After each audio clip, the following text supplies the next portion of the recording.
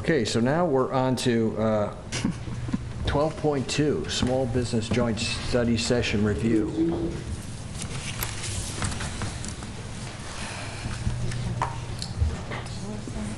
Thanks for hanging out, Chad. No problem. Challenge your ability to compartmentalize topics now as we shift gears to this topic. If it would open.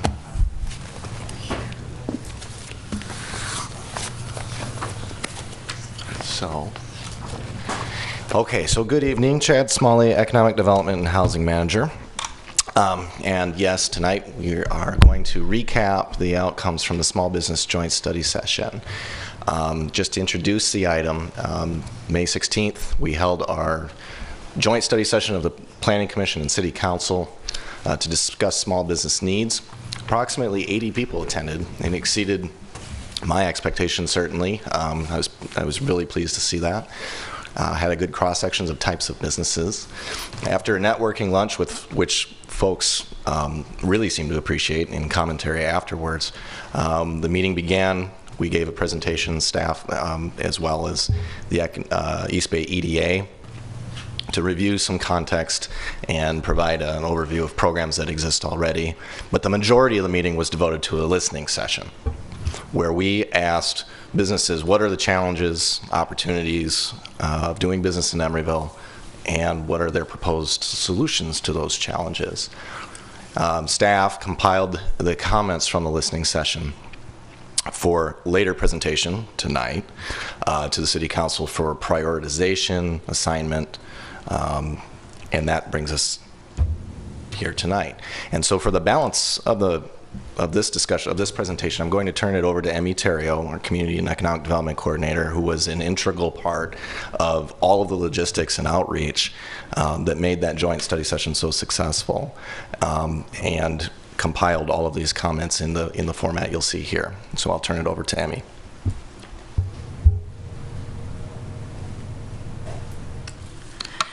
Thank you, Manager Smalley, and good evening, Mayor and members of Council. Thank you for your tenacity, staying so late. Folks don't know that the pittance you folks get to do the work you do, so I appreciate it.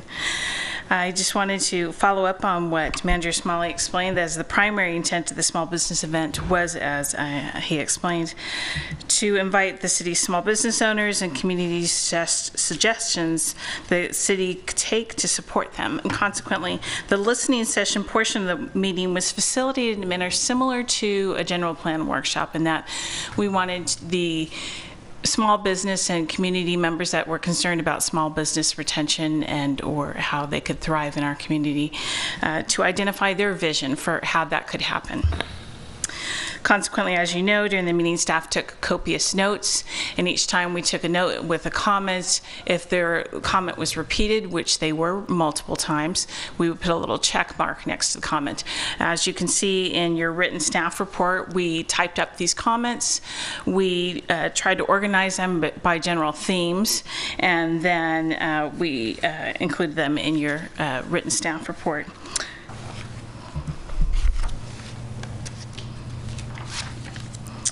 Part of the purpose of grouping the comments by theme, and especially in making the effort to note the number of comments repeated, was to establish essentially the public's own prioritization of the suggested actions, just by simply, this is a critical mass of comments. This is therefore probably where the public would like to see council to go. These general topic areas included insistence needed for site improvement incentives, service incentives, approaches that the city is already doing that is working, operational costs, these are costs to operate their business, and then parking and traffic impacts on access to the business, which were very real issues. They had two policy considerations they wanted to bring up. One was the creation of policies and how the city goes about that for those that affect small business, and then policies that were specific current policies that affect them. And then lastly, public safety related impacts on business and representation in city leadership. While all suggestions are certainly under consideration at this time, as council considers those actions to prioritize in the near future versus those that could be addressed as resources allow, a review of the most repeated comments may be helpful. The top 5 most repeated themes, being the first being the highest number of comments, include number 1, the community would like to see more help with service-based incentives. This theme was repeated more than twice as often as any other comment. Other themes in the top 5 comments include operational costs, specific current policies, creation of policies, and site improvement incentives. I'm a little lacking in imagination at this point of the evening. Can you tell me an example of a service-based incentive? That's my very next section. Oh, there we go. So this next section, I'm going to be speaking to, it's a good point, because they are general topics intentionally, because we're trying to group so many comments into basic themes. And then, we have the attachment to your staff report that goes very specifically with excuse me for repeating myself, but specific comments. And then what we did, we're trying to be methodical and really do this as a numbers analysis, because we're trying to figure out how to prioritize, and that was a methodology we were suggesting. That those comments that were made the most by general topic are listed, and then here I go over of those 5 top themes, the specific suggestion for actions that are recommended by the community. The topmost theme, as we mentioned, was assisted needing for service incentives. And for example, these included more networking events. They really liked the networking event. They really thought it would be useful and that we should have more in the future. This is certainly something that they communicated multiple times, and that was an opportunity to share information, stay connected, to market their business to other businesses where they can maybe work together and support each other. And then they suggested that maybe city staff could engage in a practice of doing email blasts where we could let folks know when a new business opens, and then other methods of communicating. May I ask a question, Mr. Mayor? Yes. What did it cost us to put on the networking component of this? Rough ballpark. I'm just wondering, what's the cost? Yeah. I can estimate Cost us it was to do about $3,000. Okay, thank you. Okay. And then the next, or second highest number of comments related to operational costs. And of those comments that were made specific to operational costs, those that were made the most often had to do with affordable housing and rent increases.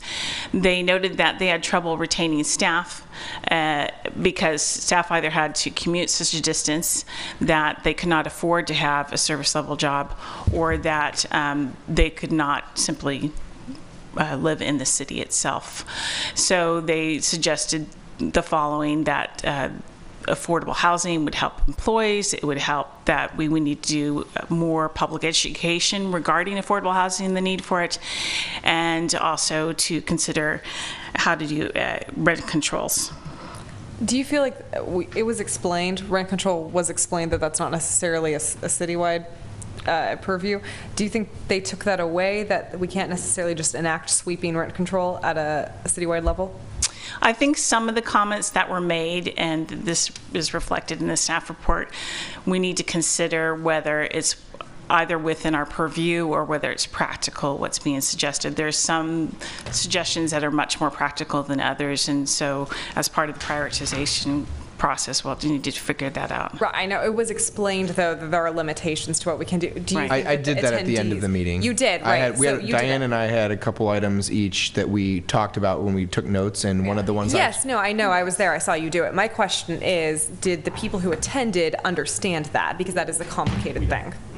I trust people are intelligent to understand. They at least heard the comments, Okay. whether they could filter it through their own filters and accept it, or Okay. it may require additional It's just a thing I get asked public about. education. Rent as the control is saying something we goes. get asked a lot about.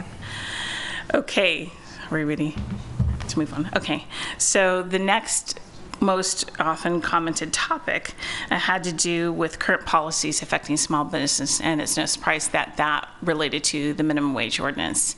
And there were various statements, and we don't have empirical or quantified evidence of some of the comments made, but they were repeated several times. And so some of these comments were that the average increases estimated for small business associated with this ordinance was upwards of 50% to the just operational costs.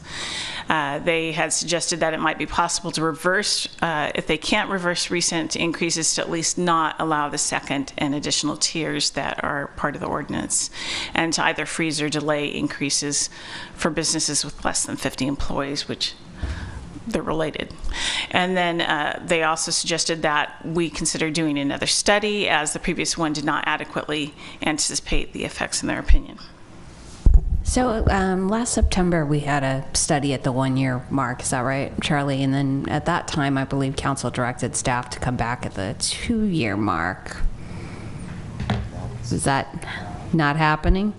That wasn't my recollection. That wasn't recorded? No, I don't think that's what I heard. I thought, do you remember, Chad? What was, I thought it was more like every 2 or 3 years or something to that effect. The report we gave was pretty empirical.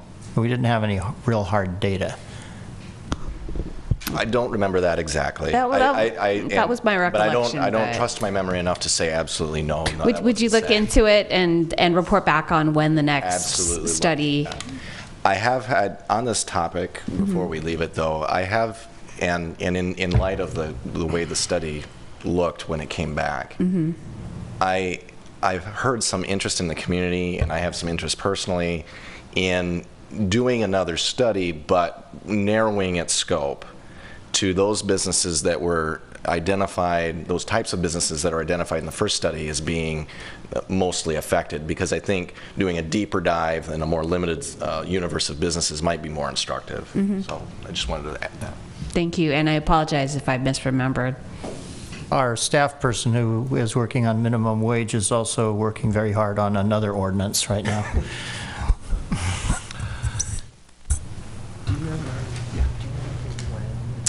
So moving on to the next topic, community members then spoke to the general approach of the creation of policies affecting small business, and some of those specific suggestions were a moratorium on policies that negatively affect small businesses, public education regarding potential policy impacts, city support of single-payer health care options, and policy development to factor in cost of goods for small businesses.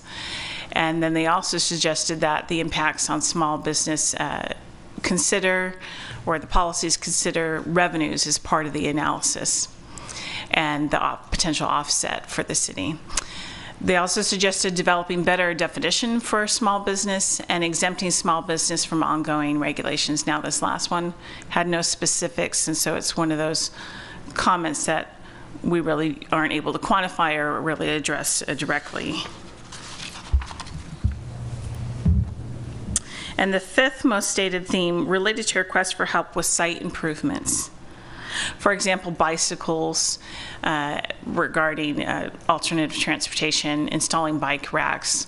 We have the new program that is rolled out for the Ford bicycles. However, I think they wanted just bicycle racks that folks could use their own bicycles to park.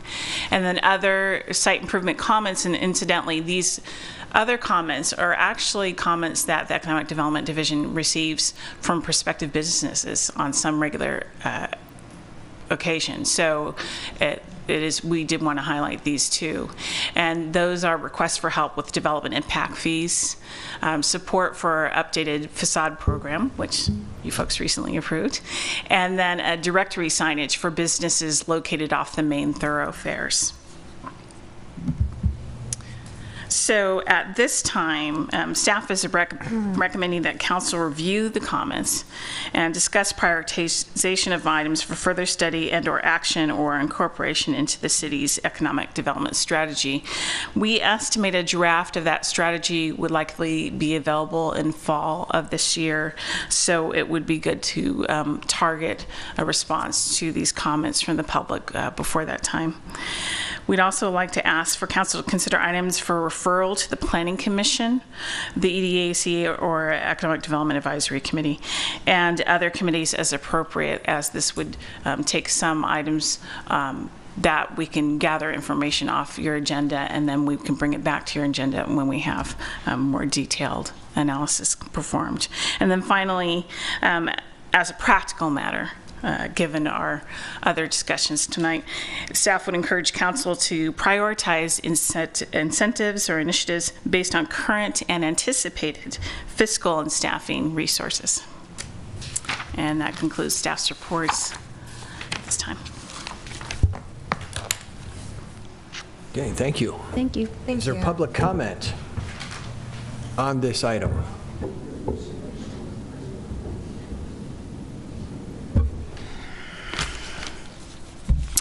Rob Arias, I was at the workshop, and I think it was very clear to everyone there that what the elephant in the room was, okay? I'm here to make sure you don't ignore what was said. There's only one thing that you can do that would be absolutely free to the city. In fact, it would save the city money. It's going to take one of you getting outside of your bubble, like our previous president encouraged us to do. So let's recap. Townhouse say they may have to leave. You heard that. It would be a disaster for the city. Said labor costs are going up $200,000 a year. Suspender factory. He laid off, what, 20 of his employees? Best Coast Burritos saying every dollar increase is adding $125,000 to their payroll. D-Spot went from 12 to 5 employees who replaced Farley's, who left because of the minimum wage. You know that?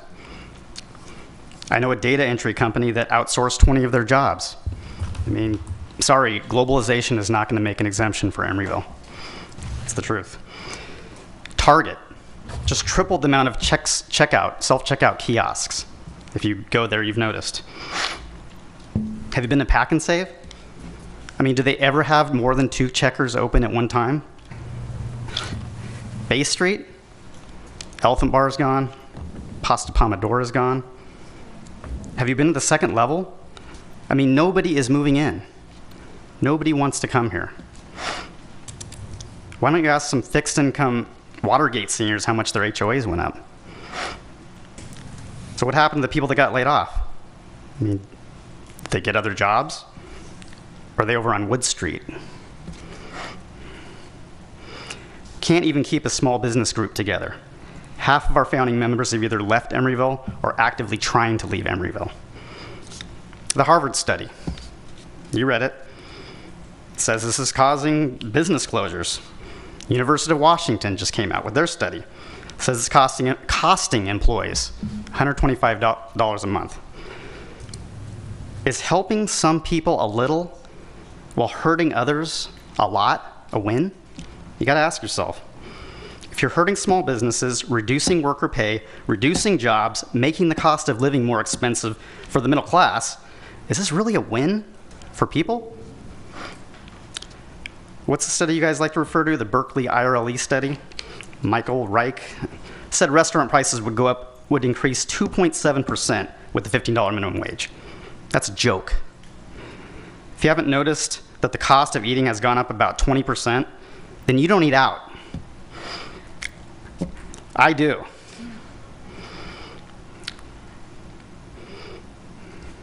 I'm paying $40 for pizzas. I'm paying $15 for burgers. I'm paying $8 for beers. The 1% is not paying for this. We are. Ruth Major, I just have to respond because... Put your hands down so I can follow you. That's Okay, you remember. I have to respond to this because it's not the minimum wage that are causing all these problems. It's a huge shift in what's happened. It's a huge shift in people being able to live in the Bay Area. We saw this happen in England, and what happened, there was the shops closed because people couldn't afford to go to work and work. So the whole thing around the minimum wage has been pushed out of all perspective. And if you're looking at the Harvard study specifically says that if restaurants aren't that good, if places aren't that good, those are the ones that have gone under, not the good ones. So there's such a mixture of things came out of the last speaker that I'm just, first of all, I'm appalled that he wouldn't want people to have a living wage. I'm totally appalled. Would you want families living on the street? We've already got hundreds of families living on the street. And the second thing is, it seems to me like it's always just to cause a fight and to make it unpleasant in the community. We're a community. We are trying to make it work for everyone.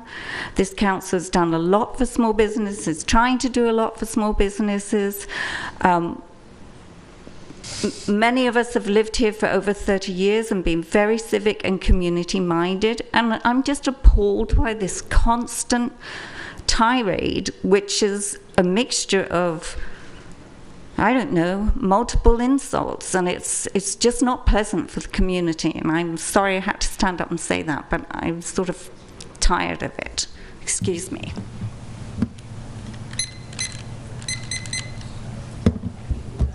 Hi, Bobby Lee. I just want to say, I was at the meeting as well. I was excited to see how galvanized, how many business owners came out. I thought that there was a lot of great insights at that meeting. And I just want to pull out, the parking issue again. I mean, I feel like, this keeps going around in so many different iterations, whether it's, talking about it in the budget or talking about it in a parking plan. I think this has got to fall into place. That's a major issue. But another thing I kind of realized that these business owners are pretty time poor, right? They don't have a lot of time on their hands, and to take time out to come out to a meeting was very important. And I think one of the biggest things that could come out of that is the city investing in maybe a liaison or a city champion. Somebody can go out there and fight for business owners and fight to promote the city. Something that would be very good for the city, Emeryville. But anyways, that's a couple of rambling thoughts. But I did want to bring back one point on that list. There was a suggestion at the by one of the attendees about advertising the Emery Go Around. Something I did bring up in the ETMA meeting. Something that we are looking at as well, and I'm championing that. I'm hopeful that we can figure something out. If whatever we can do as residents and as our small board, I want to make sure that we can help out small businesses as well. Thank you. Thank you, Bobby. Any more comments?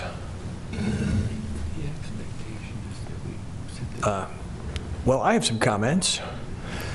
I think that we should do things to promote our city. And we already have a city that people find interesting. People are coming and staying in our hotels from the Central Valley, taking the San Joaquin Amtrak. I know this because they visited me and talked to me about this. And people come to shop, stay in our hotels, and walk around our city. I think we could think that we have some economic future in this area that we haven't really utilized, and I think that we can be creative in how we present our city to the outside world that will help our small business by having more visitors just coming for the sake of coming to our town. And one idea I've spoken to a few people about, is that we have fascinating businesses in relation to the rest of the country. We have highly unusual things. For example, Suit X, a relatively small startup that's making exoskeletons nerve-actuated exoskeletons for people like me in the not-too-distant future. They're being designed and made in our town. And if you go in there, when they have the roll-up door open, it is fascinating. There's computers, of course, with designs on it, but actual robot exoskeletons that are being tried out. They're experimenting with them. We could have some exoskeletons outside of the facility when they're not open, or just at any time, and some QR codes, short link. People could touch it. We could emphasize how novel our city is with what exists. They don't necessarily have to bother the people in the business, but this is something that I think would help out our small business, and I think we should flaunt what we have in this way and emphasize that we are a destination city. So I think there's reason to believe that, judging from the huge volume of tourists that come to the Bay Area, that Emeryville can definitely snag some of this trade. And it wouldn't take much effort, I think, because we have novel things here that people want to know about.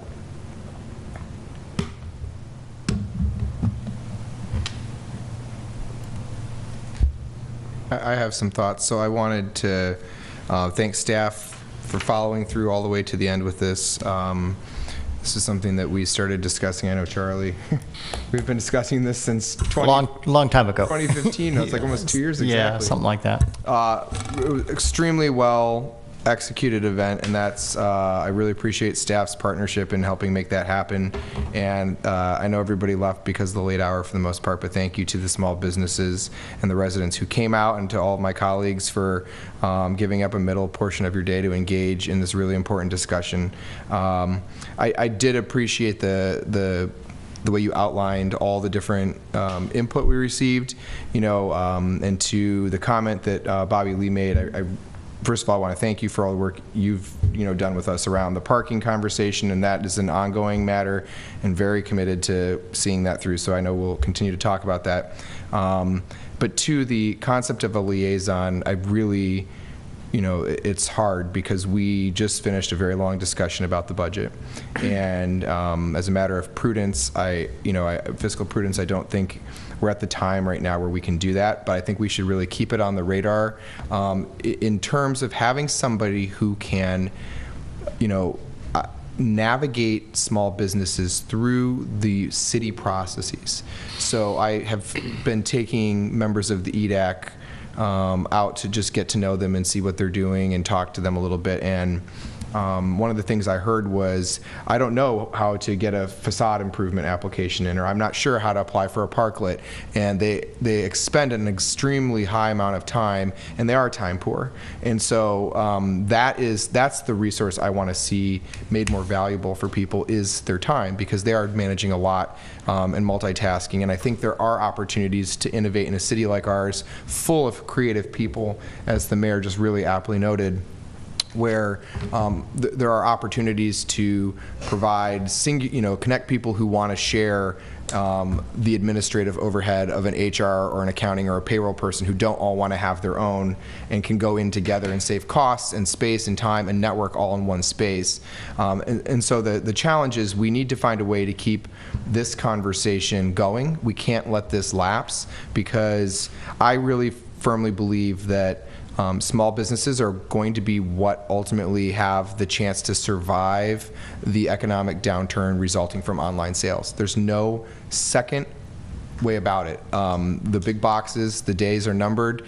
Amazon is going to, Walmart, it's weird to think, but Walmart won't exist as it does today in 20 years. It just won't. And it's just not going to be there like that. But small businesses that provide cultural, experiential, local opportunities for people will. And so finding a way to build that into an economic strategy for the city of Emeryville is really important to me personally as a priority. I think it is to this whole council. The fact that we really showed up for this, I appreciate. And so I think one of the really simple things that I would like to propose out of this that could really help keep people together and move along is, I would really like us to find a way to keep those networking events going. That is a not significant contribution from the city that still means a lot to the people who benefit from it.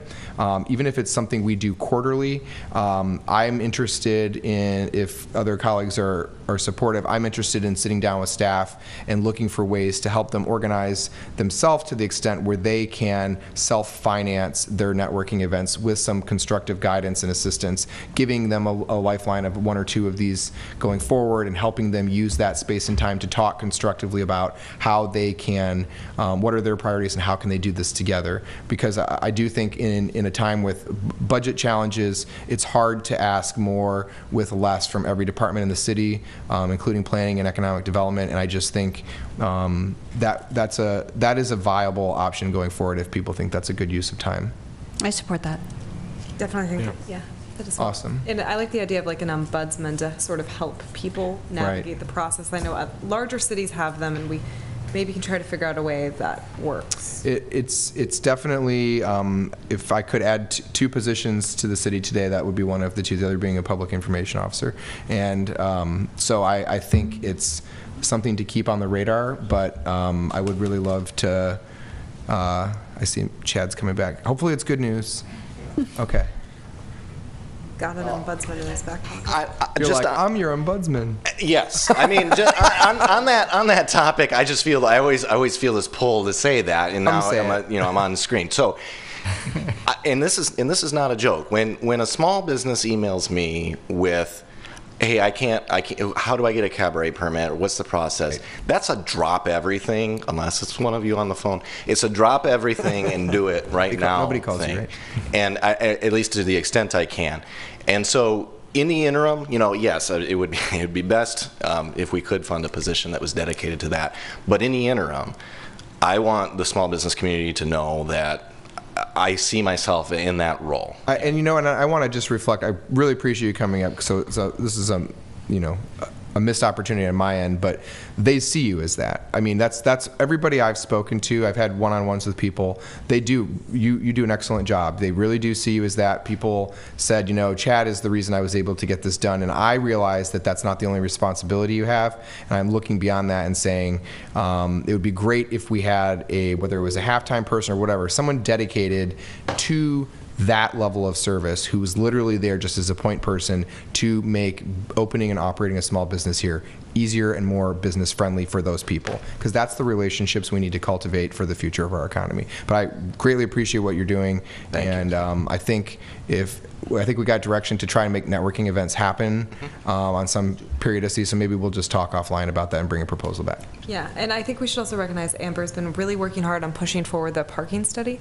I just got a one-pager from her about how she is communicating with the firm right now about what that outreach is going to look like, and then definitely look to speak with small businesses and host public forums so that we can make sure the study includes their needs as well. Yeah. So that is forthcoming, and hopefully we'll have something concrete to get back to our small businesses in that regard very soon. Okay, we better move along here. Mr. Mayor Donahue, may I just make a brief observation about this whole thing? Councilmember Bowders, I know that you were frustrated by how long it took us to make this happen, because you were, as you noted, I think, on the Planning Commission when you first suggested this idea. I just want to note that when you first proposed this idea, neither Chad Smalley nor Emmy Terrio were on the city payroll. And we had to hire them in order to make this happen and now to carry it through. And as you can see, I have carrying costs against my name now. they've done a fabulous job. They have. So just kudos to them. Thank you.